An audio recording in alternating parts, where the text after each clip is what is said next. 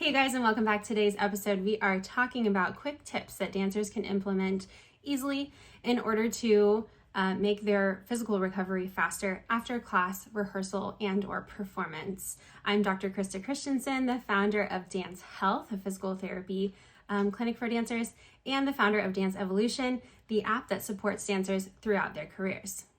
The first tip that I'm going to give you guys is to make sure that you're stretching at the right time throughout your dancing day. You're going to want to do some dynamic stretches in the beginning, but then you're going to want to save your long, deep stretches for after class. Most dancers make the mistake of doing their deep, prolonged stretches in between bar and center. This actually overstretches the muscle to the point where it can no longer optimally contract when you need it to.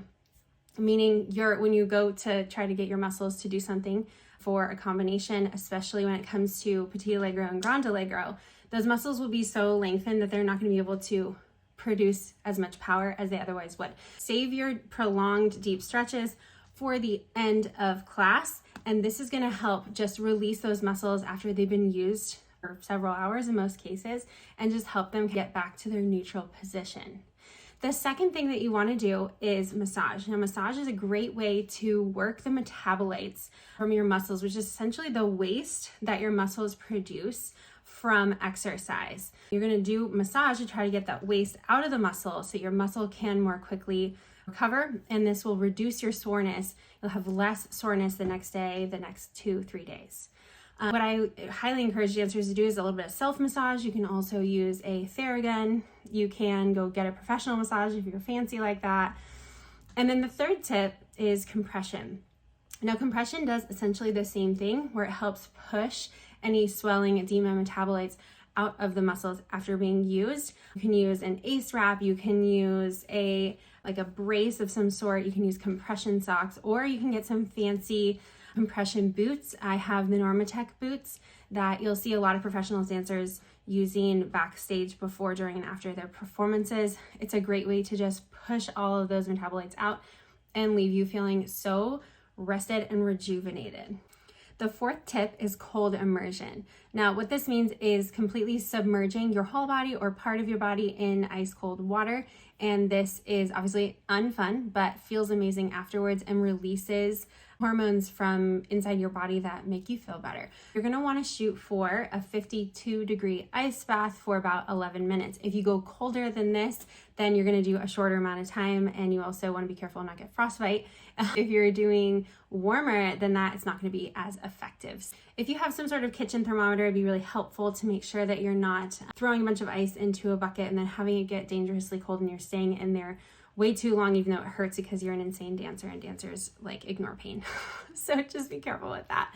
A cold immersion, again, just releases the feel-good hormones and helps push out those metabolites. You can try that at home, ideally 52 degrees for 11 minutes. Now, some exceptions to the rules. With the stretching, you don't want to do a lot of deep stretching if you have a connective tissue disorder such as Ehlers-Danlos.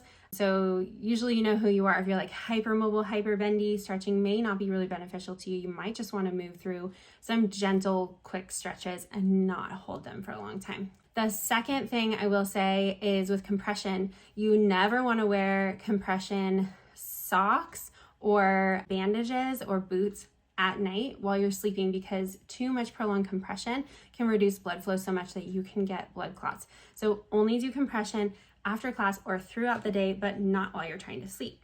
All right. And then a cold immersion, we would not want to do this if we had a disease such as Raynaud's, where your body cannot regulate vasodilation, vasoconstriction, and or if you have a vascular impairment of other sorts, such as not getting enough blood to your extremities. And that's usually the case with older folks, but must say that as a healthcare professional, just keep an eye out for that. I want you guys to go ahead and put in the comments if you tried any of these things, if you have questions about any of these things.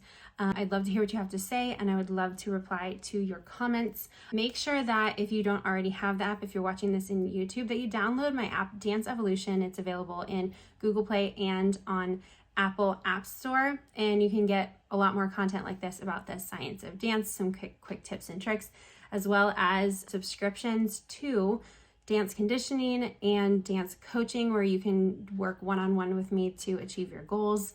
And there are also courses in there for getting ready for auditions and getting ready for performances, etc. Always adding new things on there. If you are already in my Dance Evolution app, so glad that you're here.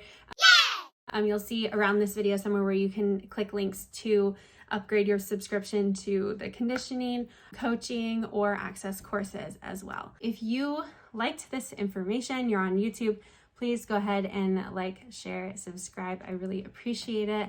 Help spread the word to dancers about how to care for themselves better and improve the world of dance. With that being said, we'll see you next time. Thanks for joining me.